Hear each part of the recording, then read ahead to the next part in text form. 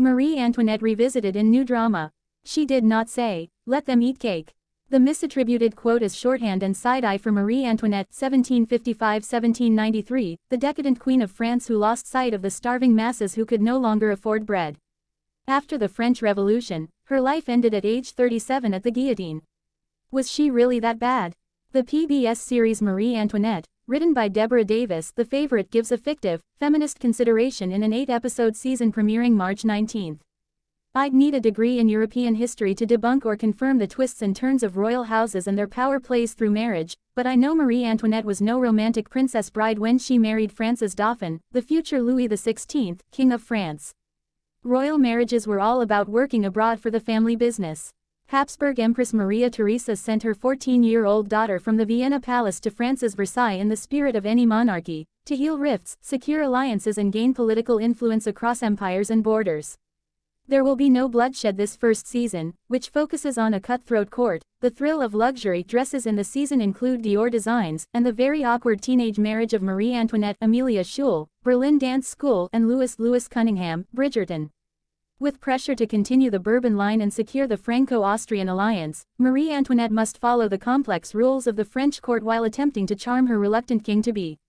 Watch Marie Antoinette with 13 Passports starting Sunday, March 19 at 10 p.m. or tune in for the broadcast premiere that night, and continue watching Sundays at 10 p.m. through May 7.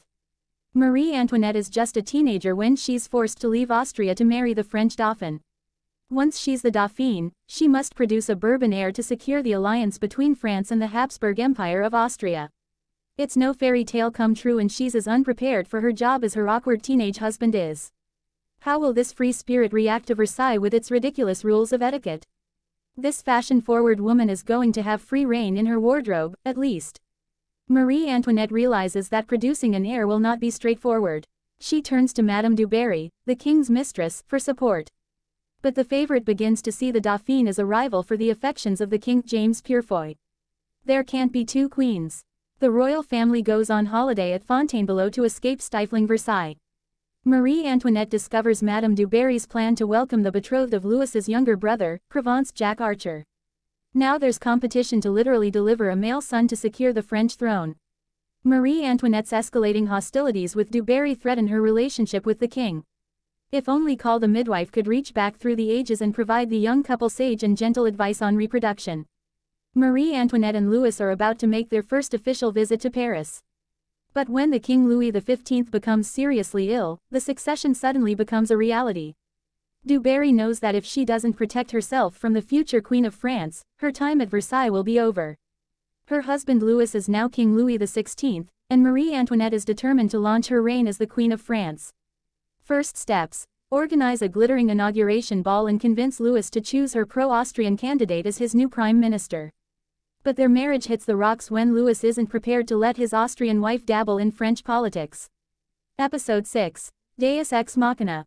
Surprisingly, the person who comes to Versailles to save her troubled royal marriage is Marie Antoinette's brother, Joseph, who realizes he will have his work cut out if he's going to unite this estranged couple. Time is running out to save the Franco-Austrian alliance.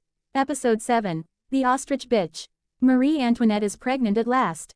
But her reputation is attacked when pornographic pamphlets challenging the legitimacy of her unborn child appear at Versailles. Louis locks down the chateau and demands a full-blown investigation to nail the seditious traitors. Episode 8. Queen of Hearts. Louis becomes increasingly confident in his position as king as he throws himself into supporting the American War of Independence.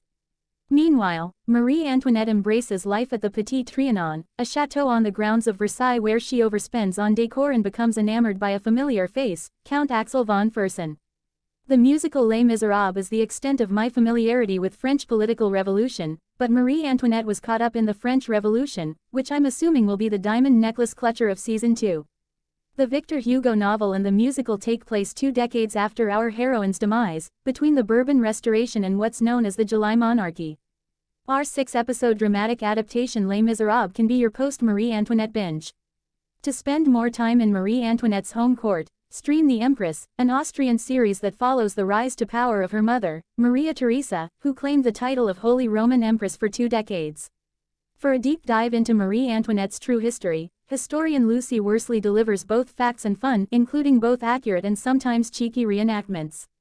She has several series streaming on 13 and her Marie Antoinette, the Doomed Queen episode is part of Lucy Worsley's Royal Myths and Secrets.